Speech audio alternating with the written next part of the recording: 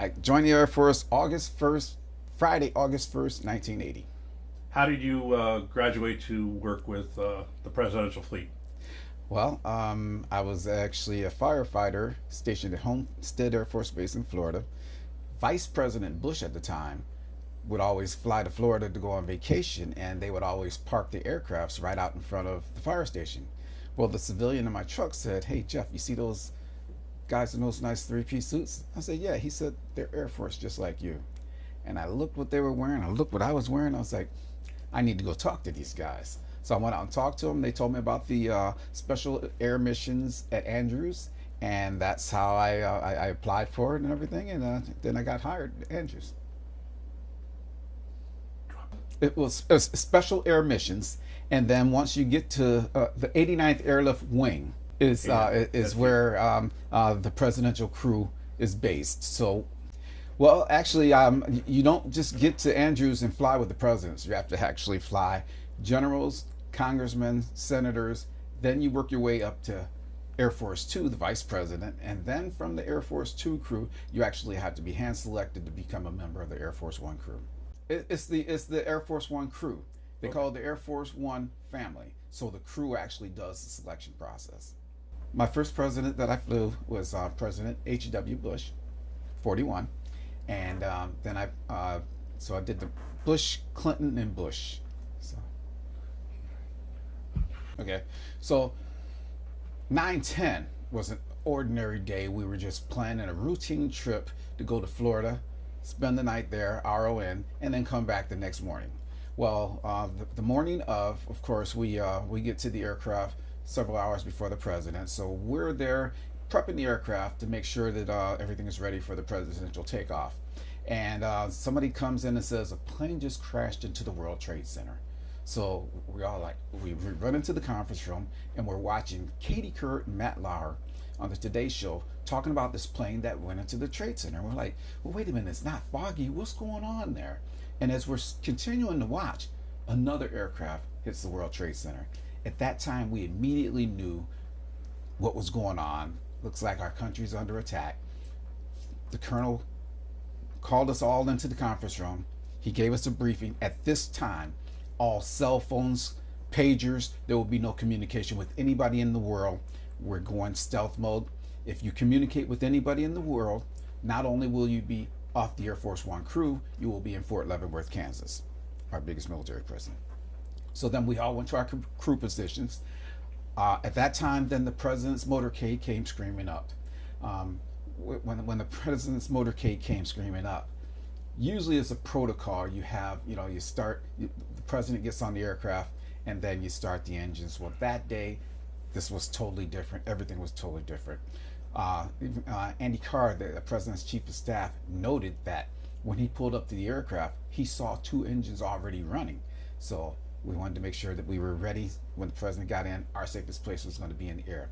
Normal protocol, the president usually comes on the aircraft. He'll come up to the top, turn around and wave, and then go on into the flying Oval Office. Not that day. I was actually sitting on the couch looking at him as he came up the stairs, and I saw the determination in his eyes with like, we're going to get who did this to him. The president walked right into the aircraft, into the Oval Office. They buttoned up the plane, and we started rolling immediately. So, and when the president came up to the aircraft, usually you see the Secret Service, but the Secret Service agents blend in very well. On 9/11, that day, everything that they had was out and in show, letting people know nobody's going to get to Air Force One, nobody's going to get to the president that day. So when they buttoned up the aircraft, the plane started rolling, and usually we'll pull up to the runway, get clearance, and then go onto the runway and take off. That day we rolled right up to the runway, and I heard the sound that I never heard before. Air Force One is a 747 with the 200 series body, but the 400 series engines, the biggest engines you can get on 747. Those engines were roaring, and the plane started darting down the runway, and in no time at all we were airborne. And when we started airborne, it was like a rocket taking off out of Sarasota that morning. And we had to get to a safe altitude, which is 10,000 feet. Once we got to the 10,000 feet, then we they throttled back a little bit, and then they continued to rise. Um, once they rose, our contingency was to go straight back to Andrews, but of course, Secret Service deemed Andrews, Washington D.C. was not safe, so we could not go back there. So we were flying around the Gulf a bit, and then they found a safe location at Barksdale Air Force Base, Louisiana. The wonderful thing about Barksdale, on that day, they had a nuclear war exercise going on. So the base was on total lockdown. So we were able to fly in there, and we had congressmen and senators on the aircraft. We were able to get them off of the aircraft because at this point they were like, Jeff, how are we getting back to DC? They were like, that's not our problem right now. Right now, our main concern is safety of the president. So they totally understood. They got off the aircraft. The president went in and made communications to the world. At that time, we found out that there were a lot of things that Air Force One did not have that they needed. Of course, upgrades came. And so there was no contingencies in place for a 9/11. So we had to do everything on the fly. Once the president made his address, he came back to the aircraft.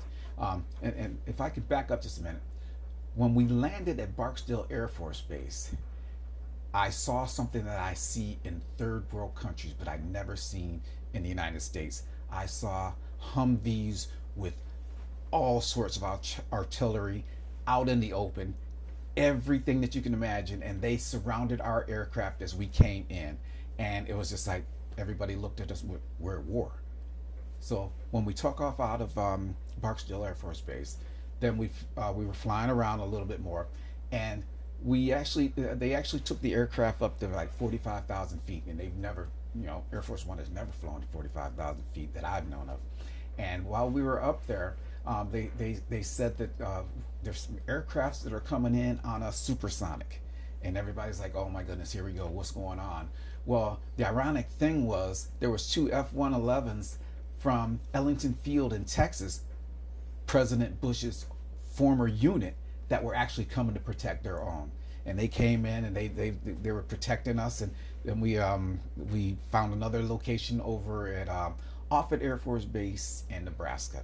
When we landed at Offutt, I saw the same thing, the Humvees, all the artillery and everything. And the president was insistent. He really wanted to get back to Washington, D.C. And after that point, Secret Service was like, okay, let's take you back to D.C. And so we were flying back to D.C. And later on, I found out there was like 11 aircrafts that were around us, protecting us, heading back into D.C. And when we landed, or when we got close to Washington, D.C., we flew close enough that we saw the Pentagon still on fire. And to us, for us to see the Pentagon, our country's, symbol of our strength, our military, on fire like that was a violation.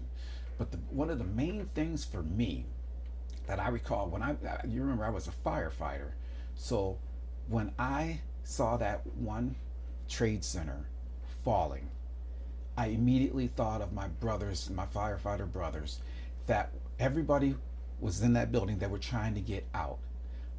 My firefighter brothers and sisters, they were actually going in to try to help people, and 343 of them never made it out, and that really hit hard with me. All right, so usually when Air Force One flies, there's a bubble around us. There's nobody within that bubble. But on 9/11, there were several aircrafts within that bubble that were actually close enough that when we looked out and took pictures, the pilot was giving us a thumbs up. Okay. So, as I said, there was many things that we found out that we did not have the capabilities on Air Force One on 9/11. We were flying around the Gulf, and we kept and our radio communication operators, they did an outstanding job keeping the president and communicate and keeping the world abreast of what's going on.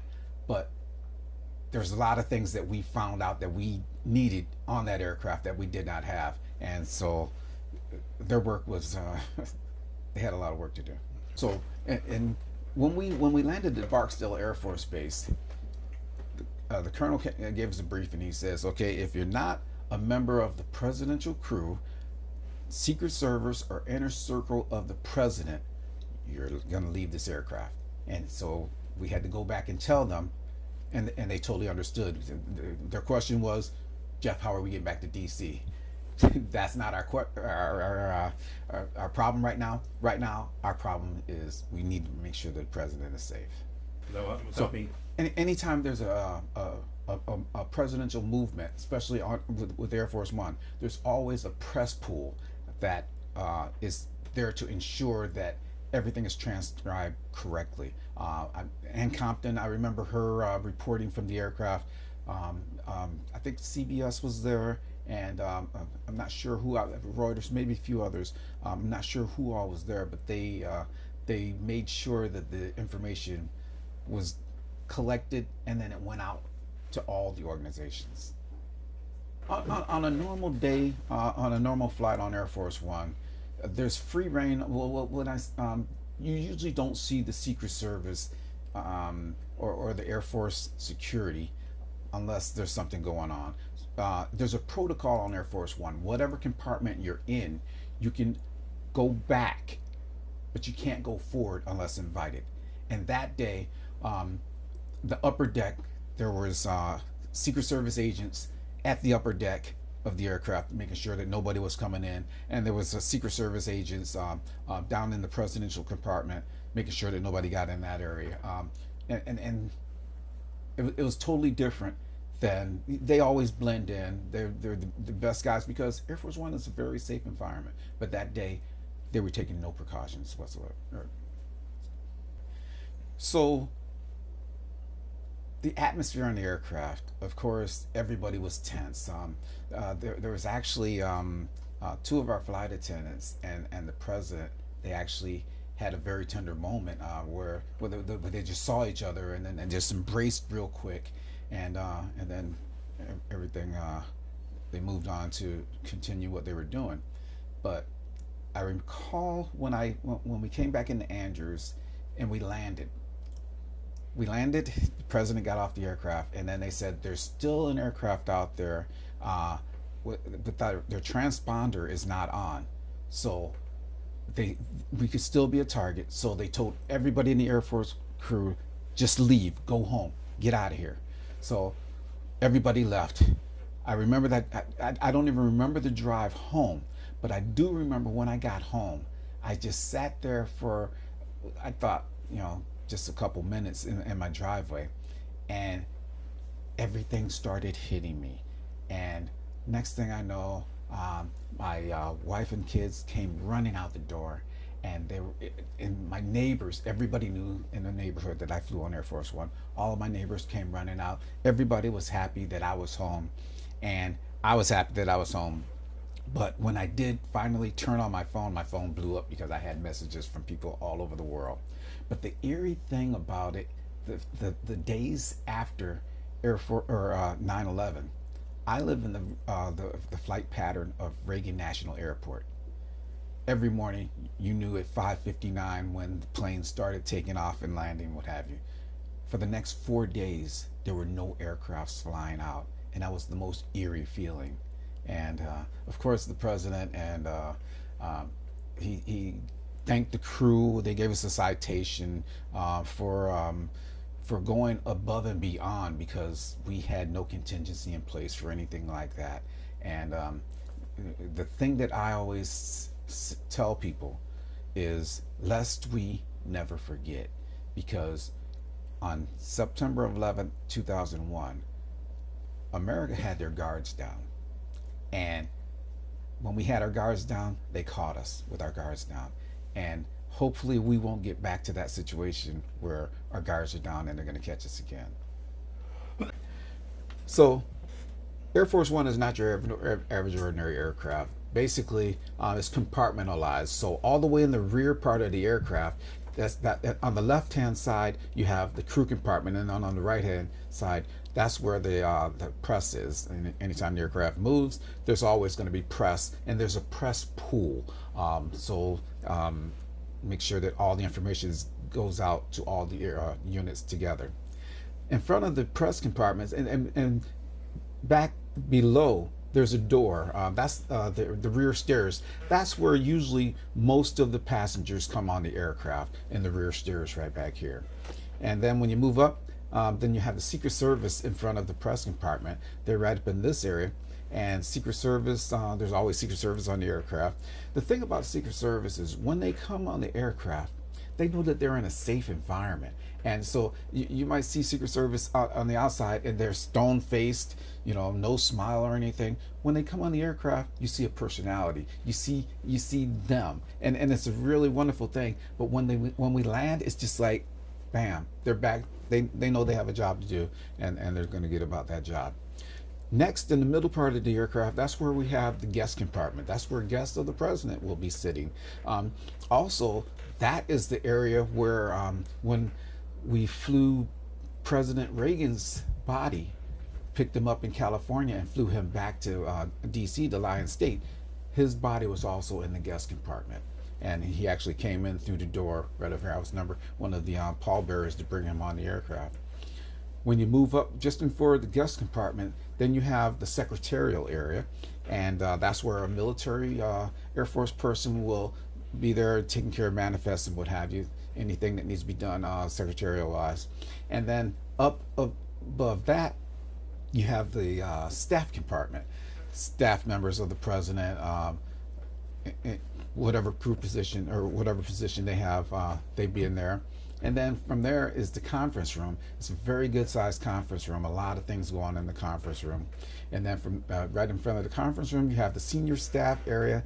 And then from the senior staff, you have the medical unit, which is right next to the Flying Oval Office. And the medical unit, when I say medical unit, it could be also converted into an operating room. So, and then from there, you have the presidential suite, which comprises of the Flying Oval Office and their bathroom, which they can shower in, and then of course the resting areas all the way in the forward part of the aircraft right up here. And then the upper deck. The upper deck on Air Force One is crew only, so you're gonna have your communications, you're gonna have your flight engineer, your navigator, and pilots and co-pilots. So when I think about all of my missions on Air Force One, of course, September 11th was pretty much the one that stands out the most, because there was so much emotion that day. There were so many things that were going on, and we had no plans whatsoever for any in any situations like this. There was no contingencies that we could have thought of, and we learned a lot on September 11th. Going forward, when it came to the aircraft, when it came to the crew, when it came to security, that day changed the world. And it's something that, of course, we'll never forget. Anybody that was alive on September 11th, 2001, could tell you exactly where they were. So I also wanted to give a quick shout out to Miss Katie Doback. Miss Doback, I was at her wedding many years ago, and me and her dad actually worked together flew together on Air Force One. Kids, I think you should give her a round of applause, because I think she's the best. So I also wanted to tell you about the Chronicle. I have the stories that I chronicled in my book. My book is called From Niagara Falls to Air Force One and Back, and basically it tells the story of Jeffrey Elder. And so on the book, on the cover, this is myself and President Clinton in the guest compartment. And this last photo is President Bush. This was my last flight on Air Force One when we pulled off the active runway. The president called me up and thanked me for my service. And this was just a wonderful career. So my beginning photo and my ending photo. So it was a wonderful time. So with my book, I don't use this to boast or anything. I actually use it to, whenever I'm talking to young people, I use it to let them know, who'd imagine that a young black man from Niagara Falls, New York, would travel the world with 3 different presidents calling me by my first name. And then I look out in the audience and I said, you know what? That could be you too one day. And when I see that light bulb go off in there, I was like, I at least reached one of them. So that's what I try to do, is encourage people.